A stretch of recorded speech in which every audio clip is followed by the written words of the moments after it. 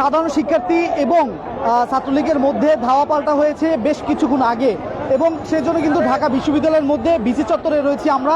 এখানে কিন্তু রয়েছে থমথমে অবস্থা এবং আমরা এখান থেকে আপনাদেরকে যদি একটু দেখাতে চাই যে এখানকার বর্তমান পরিস্থিতি কি, ঠিক সেটি যদি আপনারা দেখেন তবে আপনারা বুঝতে পারবেন যে এখানে যে কি পরিমাণ এখানে ধাওয়া পাল্টা দেওয়ার ঘটনা ঘটেছে এবং সেই চিত্র আপনাদেরকে একটু দেখাতে চাই। দর্শক, এই মুহূর্তে রয়েছে বিসি চত্বরে এবং সেখান থেকে আপনারা কিন্তু দেখতে পাচ্ছেন যে কি পরিস্থিতি এখানে হয়েছে সেটি যদি একটু চিত্র দেখাতে চাই।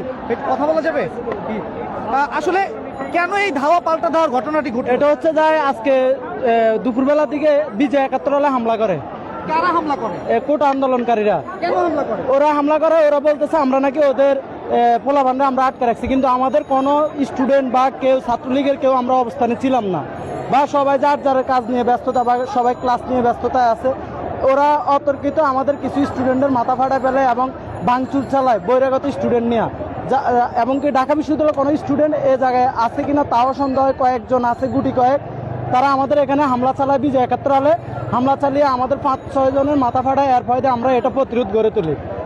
এভাবে চলতেছে। আসলে এই যে ধাওয়া পাল্টা দেওয়া ঘটলো, এর মধ্যে আপনাদের কতজন আসলে আহত হয়েছে এমন কোনো ঘটনা তথ্য আছে কিনা আপনার কাছে? এটা আমরা সঠিক বলতে পারি না, কথা কতজন আহত হয়েছে সঠিকভাবে। আপনার দেখা চোখে কেউ আহত হয়েছে বা এরকম কোনো দৃশ্য আপনি দেখেছেন? আমার দেখা চোখে আমার বন্ধু বান্ধব এবং বড় ভাই অনেকে আহত হয়েছে, মাথা ফাটছে ওদের ইট পাটকেলের ইয়েতে। ওরা প্রচুর পরিমাণে ইট পাটকেল নিয়ে রিক্সায় বোঝাই করা ওরা আমাদের হলে যায় অ্যাটাক দিচ্ছে। আমাদের বিজয় ৭১ হলে আপনারা সরজমিনে যায় দেখতে পারেন ওরা কিভাবে আমাদের ৭১ হলে খুব ভাঙচুর করছে ওরা আমাদের ৭১ হলে। ধন্যবাদ আপনাকে। দর্শক, আপনি যেমনটা শুনছিলেন, দর্শক আমরা একটু আরেকজনের সাথে কথা বলবো। আসলে কেন এই ধাওয়া পাল্টা দেওয়ার ঘটনাটি ঘটলো? আসলে আপনারা ইতিমধ্যেই জানেন যে আমাদের এই লাখো শহীদের রক্তে ভেজা ঢাকা বিশ্ববিদ্যালয় বিভিন্ন হলে আমাদের ছাত্রলীগের ভাইদের ওপর তারা হামলা করেছে। সেই হামলার প্রতিবাদেই আমরা আজকে রাজপথে এসেছি, এটাই হচ্ছে মূল কথা।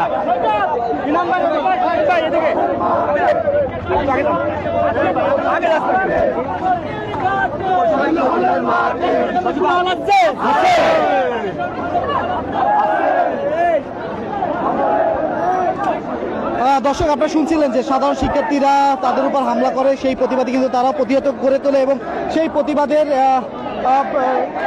কারণে কিন্তু ধাওয়া পাল্টা দেওয়ার ঘটনা ঘটে এবং সেই কারণেই কিন্তু আসলে ঢাকা বিশ্ববিদ্যালয় এখন উত্তপ্ত এবং ধাওয়া পাল্টা দেওয়ার পরে এখন কিন্তু এরকম পরিস্থিতি বিরাজ করছে ঢাকা বিশ্ববিদ্যালয়ের মধ্যে। এবং এখানে কিন্তু রয়েছে ছাত্রলীগের শত শত নেতাকর্মীরা রয়েছে এবং তারা কিন্তু এখানে তাদের উপর যে হামলা করা হয়েছে সেজন্য কিন্তু তারাও সেটার প্রতিবাদে তারা কিন্তু এখানে অবস্থান করছে। এবং সেই সাথে আপনাকে বলতে চাই, যেখানে আসলে এই যে হামলার ঘটনায় কতজন আহত হয়েছে তার কিন্তু সুনির্দিষ্ট সংখ্যা এখনো বলা যাচ্ছে না।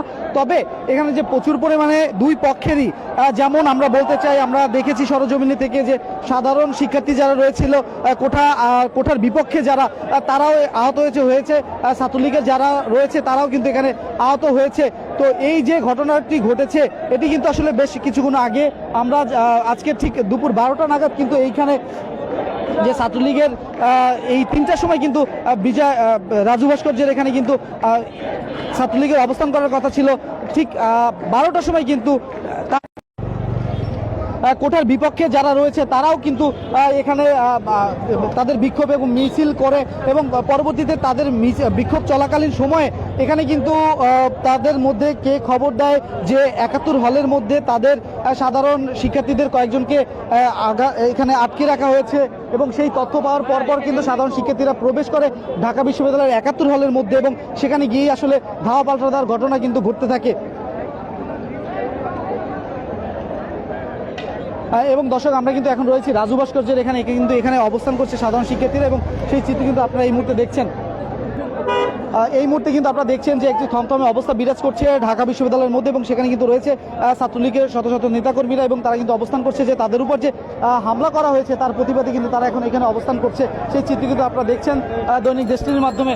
আমরা যদি একটু আমাদের একজন গণমাধ্যম কর্মীর থেকে যদি আপনাদের সামনে এখানকার তথ্য কি হয়েছিল সেটি যদি তুলে ধরতে চাই, আপনার কাছে জানতে চাচ্ছি, আপনি তো শুরু থেকে ছিলেন এখানে, আসলে শুরু থেকে শেষটা আসলে কি দেখেছেন আপনি এখানে? আসলে আমরা দেখেছি যে ছাত্ররা প্রথমে এখানে ঢুকেছে, তারপরে দুই দলের মাঝেই কিন্তু একটা সংঘর্ষ আমরা দেখতে পেরেছি। তারপরে প্রথমে এই তো বিষয়, তারপরে তো এক এক হুলস্থুল অবস্থা, যে যেভাবে পারে গা গতর বাঁচিয়ে এক একজন এক এক দিকে চলে গেছে, এই তো দেখলাম। ছাত্রলীগের বাইরে অবস্থান করছে এবং শিক্ষার্থীরাও এখানে অনেকে বলছে যে শিক্ষার্থীরা আছে, বিভিন্ন যারা রয়েছে সবাই কিন্তু এখানে আছে। তো এখনও দেখার বাকি আসলে শেষ পরিণতি কি হয় আসলে এখানে। তো আমরা আসলে মিডিয়া সংগ্রহ করার জন্য এসেছি, আমরা আসলে দেখছি আসলে শেষ পর্যন্ত কি হয়। ধন্যবাদ আপনাকে। দর্শক, আপনি কিন্তু শুনছিলেন যে আসলে সাধারণ শিক্ষার্থীরা যারা রয়েছে তারা কিন্তু এই জায়গাটি ত্যাগ করে ইতিমধ্যে চলে গিয়েছে এবং এখানে যারা তারা যাদের উপর হামলা করেছিল ছাত্রলীগ তারা কিন্তু এখানে অবস্থান করছে এবং তারা কিন্তু বলছে যে অপরিকল্পিত তাদের উপর হামলা করা হয় এবং এই হামলার প্রতিবাদে কিন্তু তারা এখন রাজপথে নেমেছে এবং তারা কিন্তু তাদের এই যে চলমান তাদের উপর কেন হামলা করা হলো তার প্রতিবাদে কিন্তু তারা রয়েছে রাজপথে এবং তারা কিন্তু বলছে যে এই যে হামলা এটা পূর্ব পরিকল্পিত হতে পারে এমনটা কিন্তু বলছে ছাত্রলীগের যারা রয়েছেন। কারণ তারা বলছে যে ছাত্রলীগ কখনো কোনো উস্কানি দেয়নি এবং তারা বলছে যে এই যে হামলা ঘটেছে এটি তারা তীব্র নিন্দা জানাচ্ছে। কারণ কেন তাদের উপর এই অপরিকল্পিত হামলাটা করলো সেটি কিন্তু তারা জানতে চায়। এবং দর্শক, আমরা এখানে যারা রয়েছেন তাদের কয়েকজনের সাথে একটু কথা বলতে চাই। দর্শক, এখানে আরেকজন রয়েছেন ভাই, আমরা তার সাথে কথা বলবো যে এই যে কেন এই হামলাটি হলো আজকে, এটি বিষয়ে আসলে আপনি কি বলবেন?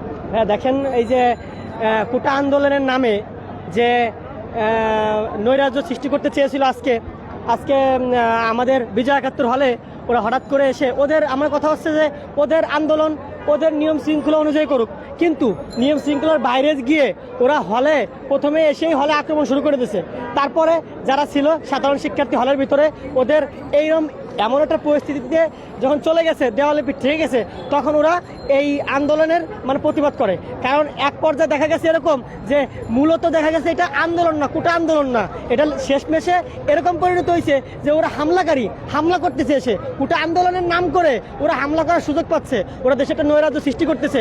ওরা এই যে আমাদের নেত্রীর নামে যে এই যে একটা অপবাদ দিচ্ছে, এই যে ভুয়া একটা স্লোগান উঠাচ্ছে, উল্টাপাল্টা করতেছে, এই সম্পূর্ণ এখন বুঝতেছি এটা আন্দোলন না, এটা হচ্ছে একমাত্র এই যে জামাত যারা আছে, তারপরে যে বিএনপি ছাত্র দলের যারা আছে, ওরা এসে ওদের এটা চক্রান্ত, এটা বোঝা যাচ্ছে। এই সাধারণ মানুষের জীবনযাত্রার এই যে ওরা সৃষ্টি করতেছে, এই যে গাড়ি ঘোড়া তারা বলছে সাধারণ শিক্ষার্থীদের মধ্যে অনেকে দাবি করছে যে ৭১ হলের মধ্যে ছাত্রলীগ তাদের সাধারণ শিক্ষার্থীদের আটকে রাখা হয়েছে বা আহত করেছে, এমন তথ্য পেয়েই কিন্তু তারা এসেছে, এমনটা কিন্তু বলছে সাধারণ শিক্ষার্থীরা। সেক্ষেত্রে আপনি কি বলবেন? আসলে আপনার কাছে কি মনে হয়, আন্দোলন কি হলে হয়, আন্দোলন নাকি রাস্তায় হয় নিয়ম শৃঙ্খলা অনুযায়ী? হলে গিয়ে কি আন্দোলন করা যায়? আন্দোলন করতে হবে নিয়মের ভিতরে থেকে, নিয়মের বাইরে থেকে তো আন্দোলন করা যায় না। এই যে আমাদের এই যে প্রায় ৩০-৪০ জন শিক্ষার্থী আহত করে কি আন্দোলন হয়? আন্দোলনে এটা কি আন্দোলন? এটা কি আন্দোলন বলে? এই যে আপনি যে বলছেন বিষয়টি যে তারা, হ্যাঁ, আমরাও দেখেছি গণমাধ্যম কর্মী যে তারা ভিতরে প্রবেশ করেছিলেন সবার আগেই সাধারণ শিক্ষার্থীরা যারা ছিল। তো আসলে এই যে এটা কি কোনো উস্কানি হতে পারে নাকি তারা এটা আগে পূর্ব পরিকল্পিত বা এ ধরনের কোনো মন্তব্য বা এই ধরনের কিছু আপনাদের মনে হয় কিনা? এটা আমার কাছে মনে হচ্ছে যে ওরা একদম প্ল্যান করেই ওরা একদম আমাদের বিজয় একাত্তর হলকে আগের থেকে ওদের প্ল্যান ছিল যে বিজয় একাত্তর হলেই অ্যাটাকটা করা হবে। কারণ আমরা যারা ছিলাম বিজয় একাত্তর হলে, আমি কিন্তু নিরবস্থায় বলতেছি যে এই যে আক্রমণটা হয়েছে, এই আক্রমণটা আমার কাছে মনে হচ্ছে সম্পূর্ণ প্ল্যানিং। কারণ প্ল্যানিং যদি না হয়, শুধু বিজয় একাত্তর হলেই আক্রমণ করছে আর এসে একদম আমাদের শিক্ষার্থীদের উপরে হামলা করছে এবং গাড়ি ঘোড়া ভাঙচুর করছে, পর জানলার কাজ ইট পাটকেল মারছে। এগুলো করার পরে যখন দেওয়ালি পিঠ থেকে গেছে, তখন এসে সাধারণ শিক্ষার্থীরা, এখানে শুধু ছাত্রলীগ না, সাধারণ শিক্ষার্থীরা এর প্রতিবাদ করছে। আর মূলত আন্দোলন করতে হলে তো রাস্তায় এসে করতে হয়, নিয়মের ভিতরে এসে করতে হয়, কিন্তু হলে গিয়ে ভিতরে গিয়ে মানুষকে আহত করে এটা তো আন্দোলন না, এটা তো চক্রান্ত। এটা তো আপনারা বুঝতেছেন ভাই। ধন্যবাদ আপনাকে, আমাদের দৈনিক দেশটির পক্ষ থেকে আপনাকে অসংখ্য ধন্যবাদ। দর্শক, আমরা এখানে রয়েছি এবং দেখাচ্ছি আপনাদেরকে এখানকার বর্তমান পরিস্থিতি।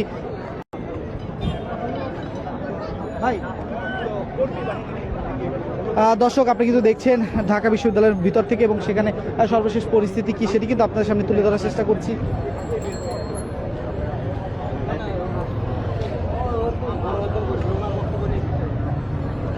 সেই সাথে দর্শক, আপনারা দেখছেন যে বর্তমানে এখানে কি পরিস্থিতি বিরাজ করছে এবং আমরা আপনাদেরকে দেখানোর চেষ্টা করছি। সেই সাথে আপনাদেরকে বলতে চাই যে এই যে ঢাকা বিশ্ববিদ্যালয়ের মধ্যে যে কি হচ্ছে সেটি কিন্তু আসলে আপনারা দেখছেন দৈনিক দেশটির মাধ্যমে।